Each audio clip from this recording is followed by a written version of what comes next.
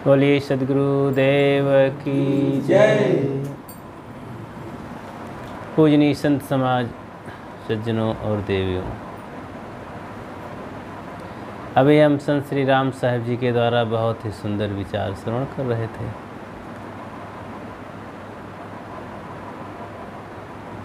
ये सब संसार, तन मन सब परिवर्तनशील है, प्राणी पदार्थ सबके बीच में रहते हुए निदान छुटकारा पाने के लिए सबके मन में एक प्रयास चलता रहता है कि मैं सुखी हो जाऊं, चाहत बनी रहती है। बस वो विपरीत दिशा में भागना आरंभ कर देता है, उल्टी दिशा में, बिना जाने समझे, बिना ज्ञान के अंधकार में टटोलता हुआ सारी ज़िंदगी बिता देता है। और जहाँ जो है, जिस काम में लगा है, पूजा पाठ, कर्मकांड, तमाम तरह का उल्टा सीधा, उसी को मान लेता है कि बस आगे तो कुछ है नहीं, यही तक है और बढ़िया है, कर तो रहा हूँ। लेकिन भाई जब सही नहीं होगा, ढंग बढ़िया ना होने से बड़ा नुकसान हो जाता है। चाल ठीक ना होने से हाल कभी ठीक नहीं होती है। वैसे तो लोग हाल चाल सुबह से ही पूछते हैं, राम राम भाई, राम राम, नमस्कार, गुड मॉर्निंग, हाल चाल सब ठीक ठाक है, कैसे है? सब कहते हैं बिल्कुल ठीक ठाक है, कोई दिक्कत नहीं भाई। लेकिन थोड़ा स्थिर होकर के बैठते हैं तब सब पोल पट्टी बताते हैं।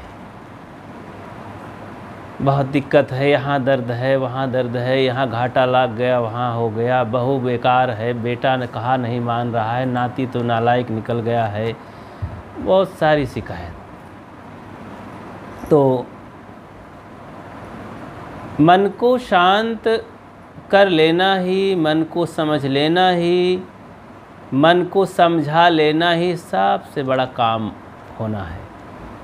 और इसी मन के लिए संत गुरुजनों का मौखिक अथवा ग्रंथ में जो कुछ ज्ञान है, मन को ठीक करने का ज्ञान है। जैसे पूरा चेहरा देखने के लिए हम दर्पण को साफ कर दें, दर्पण भी ठीक हो लेकिन धूल जमा है तो दिखता नहीं है, साफ कर दें बस सब दिखाई देने लगता है। दर्शन को दिल चाहिए तो दर्पण मांजत रहिए, दर्पण में लागी काई तो दरस कहाँ से पाई। तो मन रूपी दर्पण को साफ करना है, शुद्ध करना है। चेहरा दिखेगा, फिर उसमें दाग दिखेंगे, जो कुछ अच्छाई बुराई होगी दिखेंगे, और गुरु ज्ञान बल से उसे साफ कर दो, ठीक हो जाएगा। बस मुक्ति, शांति, भगवत प्राप्ति, आत्मदर्शन सब उसी में समाया है। और ये काम क्रमशः होता है। कैसे होता है? जैसे कि आप एक सूखी लौकी ले लें, पानी में उसे रखें तो तैरेगा कि डूबेगा? सूखी लौकी, तुम्बा तो उतराएगा। तो थोड़ी देर के लिए हम उसे डुबाते हैं।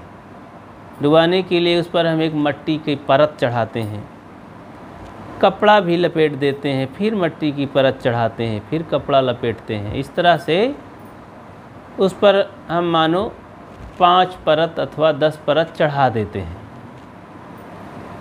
10 परत चढ़ा दिए तो कम से कम वो 5 किलो 10 किलो का हो गया।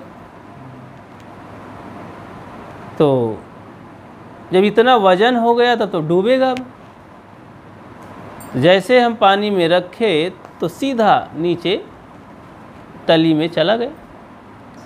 अब 10 फीट गहरा पानी है, 10 फीट गहरे पानी में अब वो लौकी जाकर के कीचड़ में धर गई।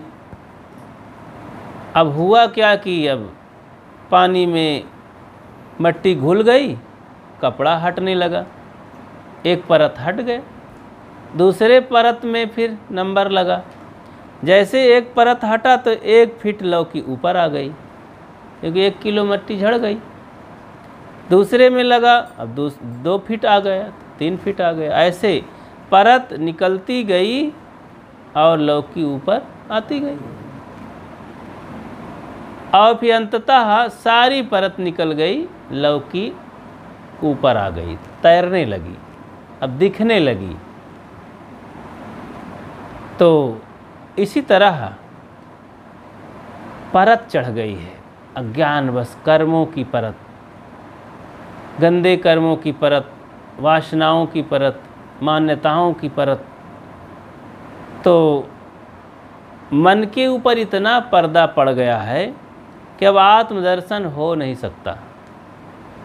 आत्मा शुद्ध साफ निर्मल है, उसमें कोई दाग नहीं है। मन में सारी कमियां हैं। मन खराब होने से आत्मा मानो खराब हो गई है, सारा दुख है, सारी समस्या है। इसके लिए सद्गुरु कहते हैं कि एक साधे सब साधिया, सब साधे एक जाए।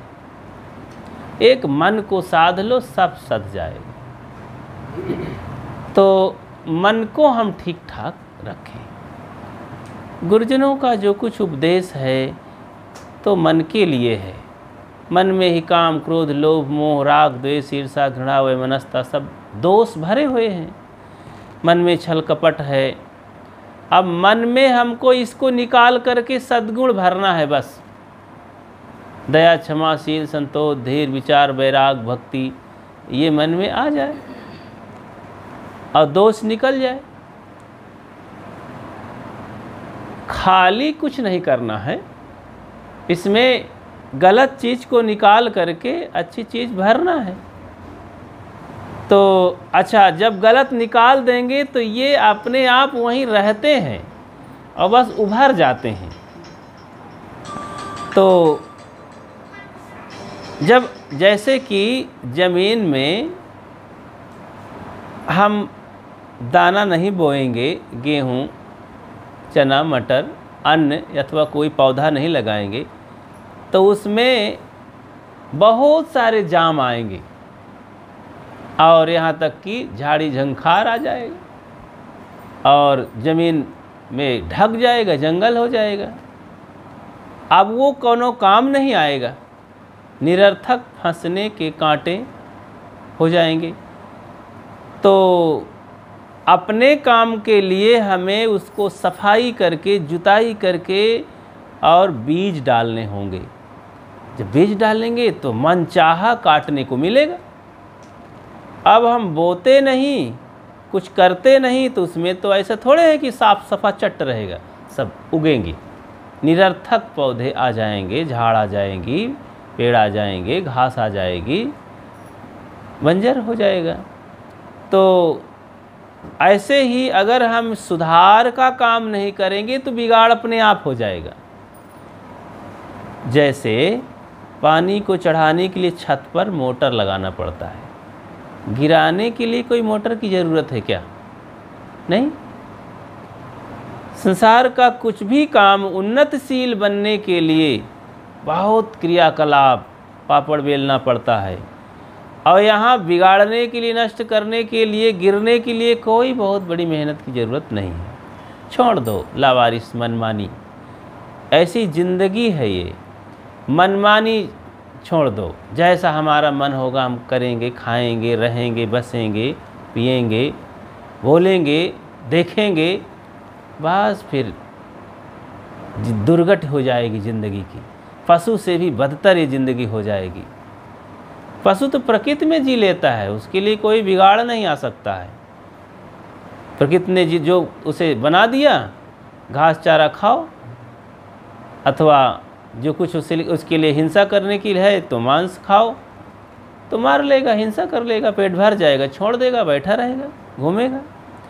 मनुष्य इसमें राजी नहीं है, वो अपना मनमानी चाहता है, इसी में पूरी ज़िंदगी वो करते हुए बिगाड़ लेता है। कुछ करना चाहता नहीं, सोचता मैं क्यों मानूं दूसरी की बात, मैं ही बड़ा ज्ञानी हूँ, समझदार हूँ। बस यही मनमानीपन में जीवन का सत्यानाश कर लेता है।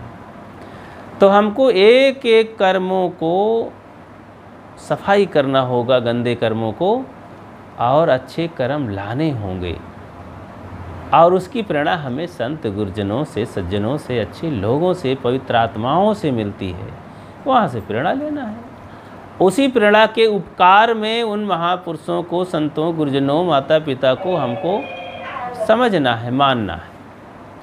तो इस तरह से अपने जीवन के जो परत है, दाग है, अंधकार है, अज्ञान है, उसे हटा करके अपने जीवन को हम इस संसार सागर से ऊपर उठा सकते हैं, बचा सकते हैं दुखों से, और अपने में लौट करके अपने आप में मस्त रह सकते हैं। बस बोलिए सद्गुरु देव की जय।